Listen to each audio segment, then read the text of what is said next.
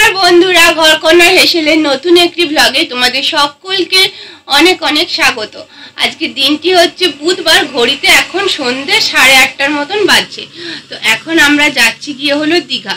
তো কিভাবে যাচ্ছি চলো তোমাদেরকে সবটাই শেয়ার করবো, আর দীঘায় গিয়ে কি কি করছি সেটাও তোমাদের সঙ্গে শেয়ার করবো, সেই জন্য পুরো ভিডিওটা দেখতে হবে। তো এখন বেটুকে ওর বাবা রেডি করে দিচ্ছে। আমাদের বাস গিয়ে হলো 9:10-এ। তো আমরা জানো তো এত জোরে বৃষ্টি পড়ছিল যে বেরোতেই পারিনি, সেই জন্য 9:10-এ বাসটা সিটি সেন্টার থেকে ছিল, সেই বাসটা আমরা ধরতে পারিনি। আমরা 9:30টার সময় ওই বাসটাই স্টেশনের টাইম ছিল, আমরা স্টেশন থেকে ধরলাম। এত পরিমাণে বৃষ্টি পড়ছিল, বেরোতে যাব সেই সময় প্রচণ্ড পরিমাণে বৃষ্টি। তো এখন আমরা স্টেশনে এসে দাঁড়িয়ে আছি, বাস এখনও আসেনি। 9:30টার সময় বাসটা ঢুকলো। আর দেখো বাসটার মধ্যে স্লিপার কোচ আর এমনি নর্মাল সিট দুটোই ছিল। তো রাত্রেবেলা বাসের লাইট পুরো অফ করে দিয়েছিল। বাসটা রাত 9টার সময় মানে 9:30টার সময় আমরা ছেড়েছিল দুর্গাপুর, আর এখানে পৌঁছে দিয়েছি মোটামুটি 4:30 থেকে। 4:30টার সময় আমরা এসে পরে তো প্রথমে আগে সি বিচে উঠলাম, কারণ গোটা রাত জার্নি করেছিলাম, ওই জন্য অত সকালে তো কোনো হোটেল দেবে না। তো সেই জন্য একটুখানি সি বিচে দাঁড়ালাম আর এখানে একটুখানি চা খেয়ে নিলাম, কারণ না মাথাটা পুরো একদম জাম হয়ে ধরেছিল।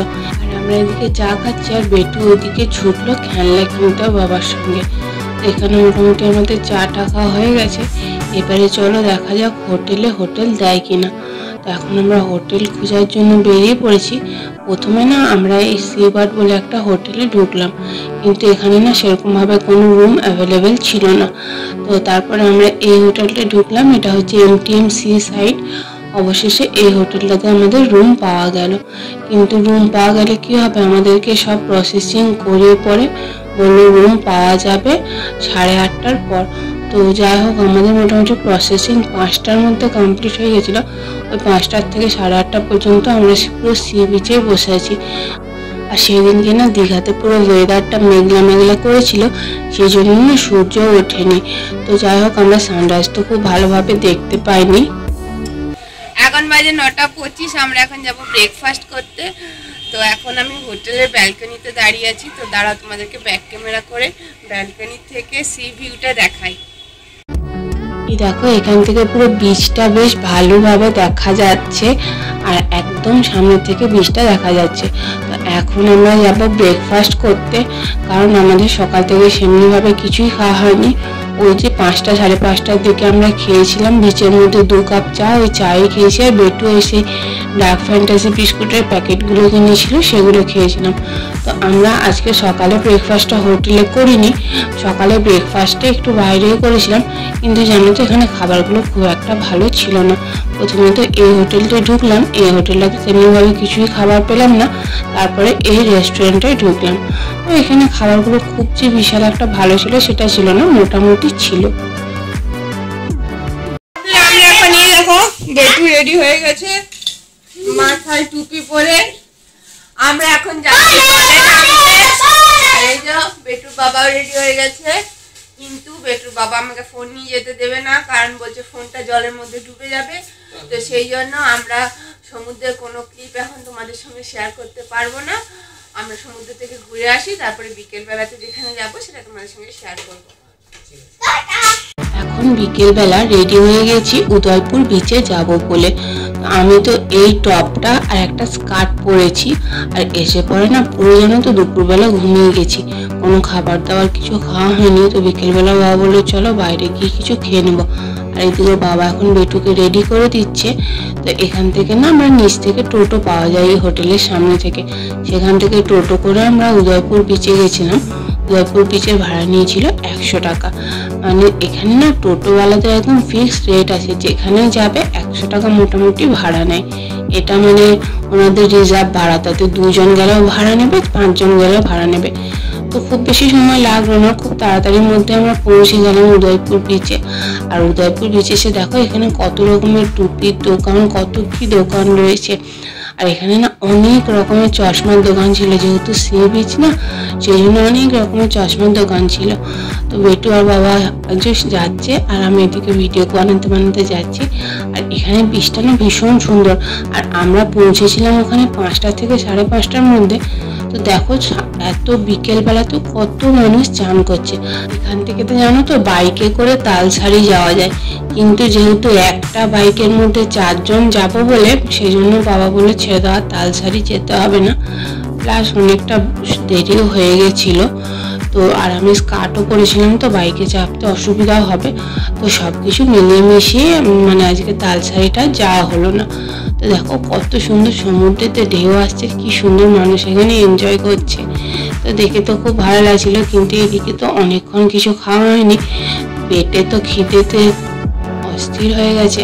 তো তখন বললাম যে চলো প্রথমে একটু চাই নেওয়া যাক, কারণ না অনেকক্ষণ ধরে না খাওয়ার জন্য মানে মাথাটাও বেশ ধরে আছে। তো একটু চা খেলাম, কিন্তু চা খেয়ে তো আর পোষালো না। বেশ খানিকক্ষণ বসে থাকার পরে তারপরে এখানে গরম গরম ম্যাগি নিলাম। তারপরে এখানে বেটু ম্যাগিটা নিয়েছিল, কিন্তু বেটু জানো তো ম্যাগিটা খেলো না, সেই ম্যাগিটা আবার আমাদেরকেই খেতে হলো। তারপরে ওর জন্য আবার ডিম টোস্ট নেওয়া হলো। তো আমাদের এখন উদয়পুর ঘোরা হয়ে গেছে, এরপরে আমরা এখন মানে নিউ দীঘা যাওয়ার জন্য রওনা দিচ্ছি। এখান থেকে আবার 100 টাকা টোটো ভাড়া করে নিউ দীঘা যাবো না, আমরা যাবো ঢেউসাগর পার্কে। তো ঢেউসাগর পার্কটা যে নতুন খুলেছে, দেখি ঢেউসাগর পার্কটাতে কি আছে, চলো আমরাও যাই, সাথে সাথে তোমাদেরকেও নিয়ে যাই। তো আমরা দেখো বলতে বলতে পৌঁছেও গেছি ঢেউসাগর পার্কে। আর দেখো কত মানুষের ভিড় এই সময়টা, এখন বাজছিল প্রায় 6টার মতন। আর এখানে না খেলনা বিক্রি করছিল রাস্তার ধারে। আর এখানে দেখো টিকিট কাটার লাইন, এটা একটা হচ্ছে অনলাইনে টিকিট কাটার লাইন, আর একটা হচ্ছে মানে ক্যাশ দিয়ে যদি টিকিট কাটো। অনলাইনে টিকিট কাটার লাইনটা বেশ অনেকটাই সস্তা, এখানে এন্ট্রি ফিস 20 টাকা করে ছিল। তো সেই জন্য বাবা অনলাইনেই টিকিটটা কেটে নিল। তো ঢেউসাগর পার্কের মধ্যে আমরা ঢুকে পড়েছি।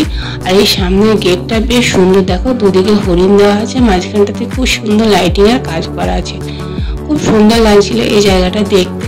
তবে না পার্কটার ভেতরে মানে ঢুকে পড়ে সেরকম যে খুব একটা বিশাল জিনিস আছে সেই জিনিসটা নেই, তবে বাইরের অ্যাপিয়ারেন্সটা খুব সুন্দর। আর বিভিন্ন জায়গায় জায়গায় এরকম মানে সেলফি তোলার জন্য এরকম স্ট্যাচু মতন করা আছে। আর এখানে না কিছু পশু প্রাণী ছিল, তবে তো পশু প্রাণীগুলোর না জল ছিল না, পুরো গরম ওদের অবস্থা খারাপ হয়ে গেছিল। আর এত গরম পড়েছে না, সেরকম খুব একটা পশু প্রাণী ছিল না, একটা হাঁস ছিল, একটা মুরগি ছিল, আর একটা খরগোশ ছিল। আর এই পার্কের ভেতরে দুদিকে এরকম দোকান আছে খাবারের। এই পার্কটার মধ্যে সবাই বসেছিল, তবে পার্কটা বসে থাকার জন্য আড্ডা দেওয়ার জন্য ঠিক আছে, কিন্তু বাচ্চাদের যে খুব একটা বিশাল অ্যাক্টিভিটি আছে সেটা আমার চোখে পড়লো না। তবে আগামী দিনে আশা করছি আরো অনেক বেশি ইনফ্রাস্ট্রাকচার উন্নত হবে। আর এখানে না এরকম জায়গায় জায়গায় স্ট্যাচুগুলো বেশ দেখতে জানো তো ভালো লাগছিল। আর এখানে দেখো এই 3-4টে মতনই রাইড ছিল, আর যদি একটু রাইডসের পরিমাণটা বাড়ানো হতো তাহলে বাচ্চারা বেশ এনজয় করতো। তো যাই হোক, আমার বেটু তো প্রথমে এই রাইডসটা তো বসে গেল, কিন্তু এটাতে তো একদমই মজা পাচ্ছিল না, কারণ খুব আস্তে চলছিল। সেই জন্য বারবার বলছিল দূর, এটাতে আমার কিছুই মজা আসছে না। আর 50 টাকা টিকিট কেটে দিল, তো দুটো রাইডসে চাপা যাচ্ছে, তো দামটা খুবই সস্তা। আর এরপরে এই রাইডসটা চেপেছিল যে গোল গোল ঘুরছে এই রাইডসটায়। এরপরে আমরা এই রাস্তাটা দিয়ে বেরিয়ে গেছিলাম নিউ দীঘা সি বিচে, এই রাস্তাটা উঠছে। আর এখানে একটা এই যে পার্ক দেখতে পাচ্ছি, পার্কটা ছিল, কিন্তু পার্কের না অধিকাংশ জিনিসপত্র ভাঙা ছিল, স্লিপারটা ভাঙা, দোলনা ভাঙা, সমস্ত কিছু মোটামুটি ভাঙা ছিল। তো এই জন্য বেশ অনেকক্ষণ হাঁটার পরে দেখো এই গেটটা দিয়ে এটা একদম ডাইরেক্ট নিউ দীঘা সি বিচে উঠছে। তো নিউ দীঘা সি বিচে আমরা উঠে গেছি, আর অনেকটাই পিছনে উঠেছিল, সেখান থেকে বেশ অনেকটা হেঁটে হেঁটে এখানে আমরা নিউ দীঘার যে মেন মার্কেটটা সেখানটায় চলে এসেছিলাম। আর এখানে এসে পরে বেটু আবার নিয়ে নিলাম গাড়ি। তো ওর তো মানে মজাই মজা, একবার গাড়িতে চাপছে, একবার পার্কে খেলছে। তো যাই হোক, সে আর কি জন্য, ওর জন্যই তো আসা। তো এরপরে আমরা আবার টোটো নিয়ে চলে গেছিলাম ওল্ড দীঘা। এখান থেকে ওল্ড দীঘাও সেম ভাড়া, টোটো 100 টাকা। টোটো করে আমরা ওল্ড দীঘা চলে গেছিলাম। আর দেখো এখানে জগন্নাথ মন্দিরে কত লম্বা লাইন, পুরো না জগন্নাথ মন্দিরের জন্য টোটোগুলো দাঁড়িয়ে দাঁড়িয়ে দাঁড়িয়ে দাঁড়িয়ে আসছিল। আর জগন্নাথ মন্দিরে আমরা গেছি, তবে আমরা এই দিনকে জগন্নাথ মন্দিরে যেতে পারিনি এত ভিড়ের জন্য, পরের দিনকে গেছিলাম। তো জগন্নাথ মন্দিরের ভেতরটা তোমাদেরকে পুরো ঘুরে দেখাবো, তো সেই জন্য পরের ভিডিওটা তোমাদেরকে দেখতে হবে। আর খুব সুন্দর জগন্নাথ মন্দিরটা হয়েছে জানো তো, এত সুন্দর দেখতে লাগছিল না, কি বলবো তোমাদের। এটা হচ্ছে জগন্নাথ মন্দিরের মেন গেটটা। দেখো কত ভিড়, কত মানুষ, কত দূর দূর থেকে এসছে। আর জানো তো প্রায় 1 থেকে 2 ঘন্টা পর্যন্ত লাইন দিতে হচ্ছে, তারপরে গিয়ে ঠাকুরের দর্শন পাওয়া যাচ্ছে। আর অনেকটাই পরিমাণে ভিড় ছিল। আমরা যেদিনকে গেছিলাম সেদিনকেও অনেকটাই ভিড় ছিল। আমরা প্রায় 1 ঘন্টা 15 মিনিট মতো লাইনে দাঁড়িয়ে তারপরে ঠাকুরের দর্শন পেয়েছি। আর এখানে না মানে অনেক দূর দূর থেকে লোকজন সব আসছিল। তো এখন তো টোটোটা যেতে পারছি না, দাঁড়িয়ে দাঁড়িয়ে রয়েছে। মানে অনেকটা বেশ আমাদের সময় লেগে গেছিলো নিউ দীঘা থেকে ওল্ড দীঘা যাওয়ার জন্য, যেহেতু মাঝখানে মন্দির জগন্নাথ ধামটা পড়ছে, তো সেই জন্য এখন অনেকটাই ভিড় ছিল। আর এই মন্দিরটা যেন তো 7:50 বন্ধ করে দেয়, 7:50 পর্যন্ত এটা খোলা থাকে। তো তারপরে আমরা পৌঁছে গেছি ওল্ড দীঘায়। আর ওল্ড দীঘায় পৌঁছে দেখো এই গেটটা চিনতে পারো কিনা, এটা হচ্ছে বিশ্ববাংলার গেট। আর এখানে দেখো কি সুন্দর সবাই বসেছিল, মানে এখানে না দেখতে বেশ সুন্দর লাগে জায়গাটা।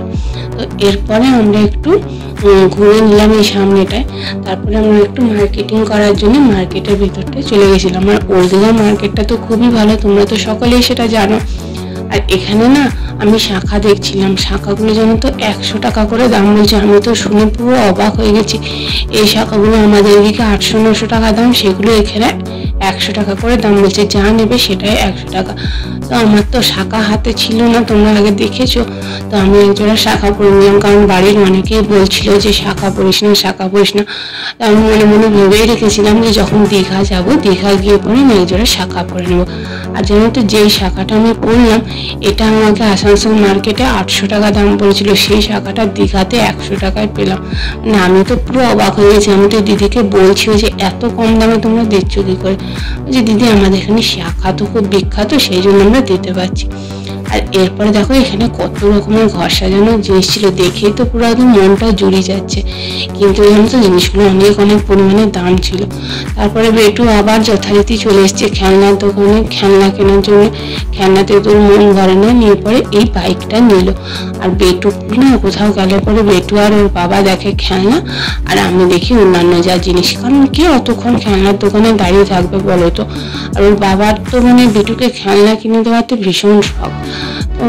তোমরা দেখো খেলনা, আমি এদিকে ঘুরে আসি একটু। দেখো এই ব্যাম্বো কাপগুলো উইথ ট্রে কি সুন্দর দেখতে লাগছে, খুব সুন্দর সুন্দর জিনিস ছিল। বন্ধুরা আমরা এখন চলে এসেছি রুমে। কি কি কিনলাম তোমাদেরকে দেখাই। বাইকটা কেমন করে চলে দেখা, ওই দেখা।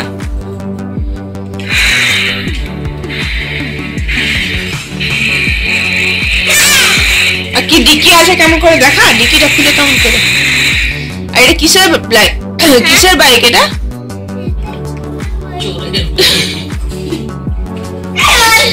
কিসের বাইক? আর কই এটা লেজার লাইটটা কেমন করে জ্বলে দেখা তো। দেখা আমি দেখা দেখা বাইকটা বন্ধ কর। তো এখানে আমি কিনেছি গিয়ে হলো নিজের জন্য কিছু কিনি, ওগুলো গিফট দেওয়ার জন্য কিনেছি। এখানে একটা ক্লিপ কিনেছি, আর একটা এই যে পার্লের সেটগুলো হয় এগুলো কিনেছি, এটা প্রিয়ের জন্য কিনেছি। আর এখানে সুমিত্রাদির জন্য এই ক্লিপটা কিনেছি। আর আমি ওখানে যে পলাগুলো পরেছিলাম সেই পলাগুলোকে এখানে খুলে রেখে দিয়েছি, কারণ এই পলাগুলো আমি আর পরবো না, যেহেতু আমার শাখার ডিজাইনটা বেশ জিগজ্যাগ টাইপের।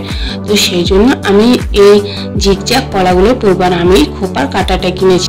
তো চলো বন্ধুরা আজকে ভিডিওটা এখানে শেষ করছি। ভিডিওটা কেমন লাগলো অবশ্যই কমেন্ট করে জানাবে। খুব শীঘ্রই দেখা হচ্ছে নেক্সট ভিডিওতে।